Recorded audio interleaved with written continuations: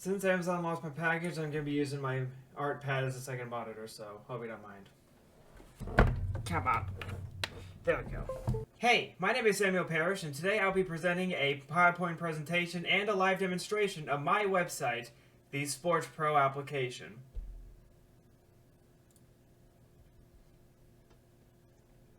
First, I'll be answering a few questions about my recent semester leading up to building this project.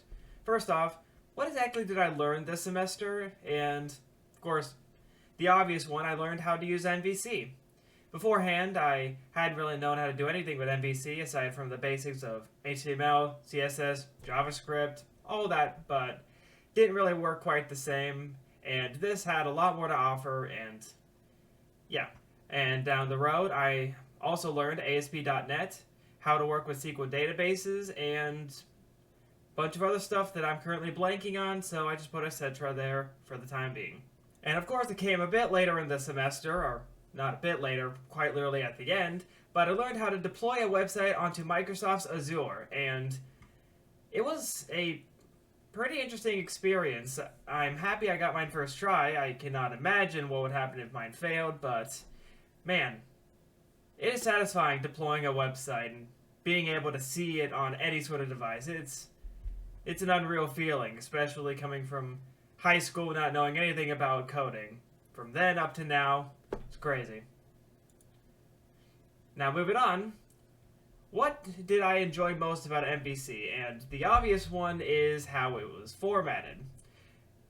Beforehand, I always felt like, aside from C#, coding was always like this sort of mess with an application where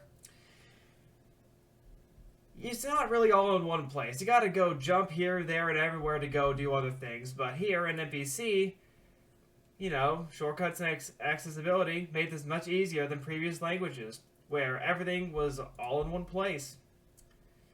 Just like if I wanted to do HTML and CSS, made a file for that, but then just an inch above it, I can make another file that's directly linked to the rest that uses JavaScript, and I found that really nice. It definitely made things a lot easier, not requiring me to jump around so much. Like, of course, I had to jump around through tabs, but yeah, it was a nice change.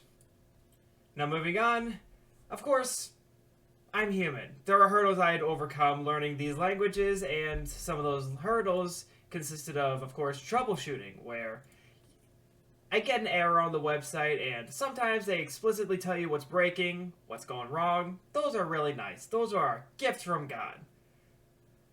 But most of them are just ones that say random jibber jabber and have absolutely no use to me whatsoever, forcing me to use a breakpoint. And yeah, if only error messages were easier, am I right?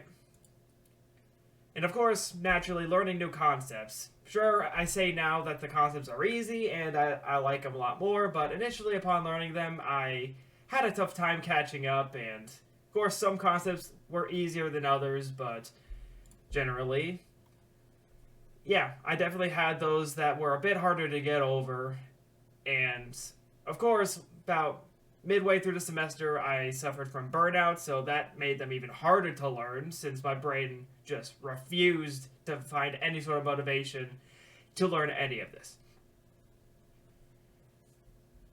Now that about wraps up my questions for my PowerPoint presentation, and here I'll be jumping into a live demonstration of my Sports Pro website.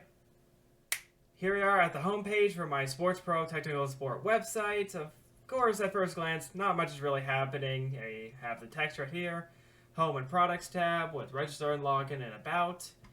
So not much is happening. You press the Products tab, you can see and sort all the products on this website, and that's about all you can do if you're not logged in. So let's log into my admin account. Type an admin here. Then press Remember Me, and here, as you can see, we get many more things to play around with. More tabs on the nav bar, and more stuff to go on the home page.